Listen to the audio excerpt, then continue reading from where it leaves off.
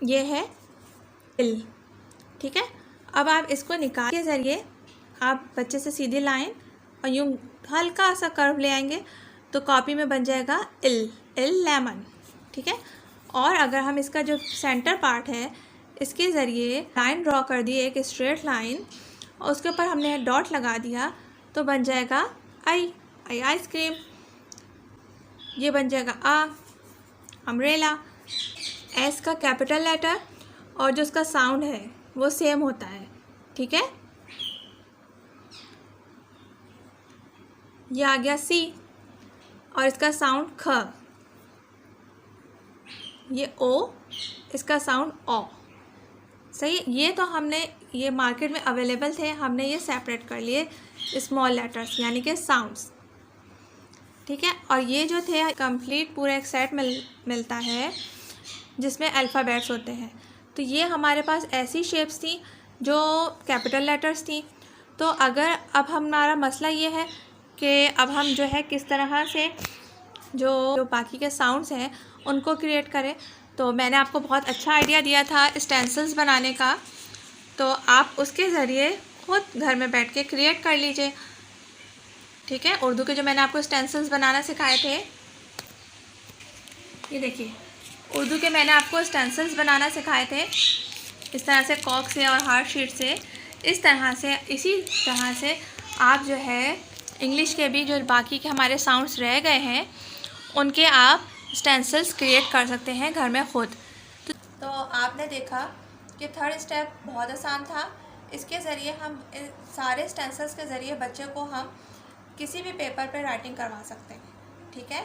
तो इस तरह से जब वो उसको पहचान हो जाएगी सारे साउंड्स की, लेटर्स की, और उसको क्रिएट करने आ जाएगी फॉर्मेशन, तो उसके लिए बहुत आसान हो जाएगा कि पेंसिल से कॉपी पे लिखे।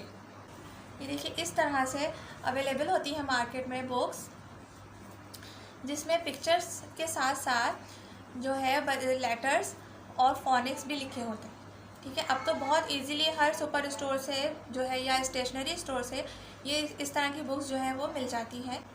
उसके ज़रिए आप बच्चे को हैबिट भी पैदा होगी कि रीडिंग भी करनी है हमने और पढ़ना भी है। बुक में किस तरह से हम स्टोरीज़ उसके साथ शेयर कीजिए, बुक जो छोटी छोटी स्टोरीज़ बुक होती हैं वो शेयर कीजिए, ठीक है।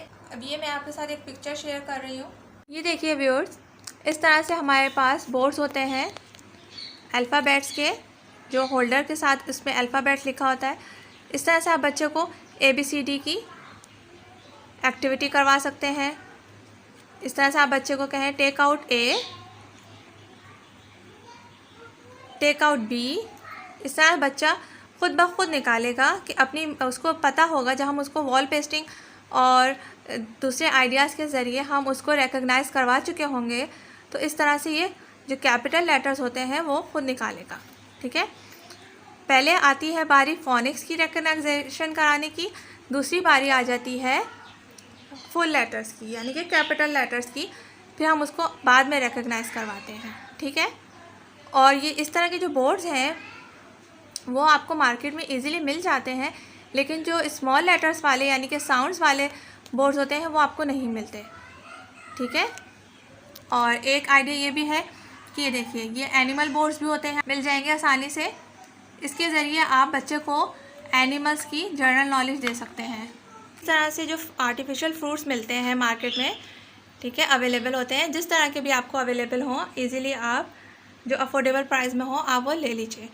इस तरह से आप जब बच्चे को एक सॉलिड चीज़ के साथ रिलेट करवाएंगे तो वो ज़्यादा अच्छा रहेगा उसके जहन बैठने में। खकॉन, टोमेटो, सही है, स्टार फ्रूट, ग्रेप्स। इस तरह से आपने बच्चे को खेल ही खेल में डिफरेंट टाइम्स पे डिफरेंट एक्टिविटीज़ के ज़रिए सब साउंड्स जो हैं वो याद करवाने हैं।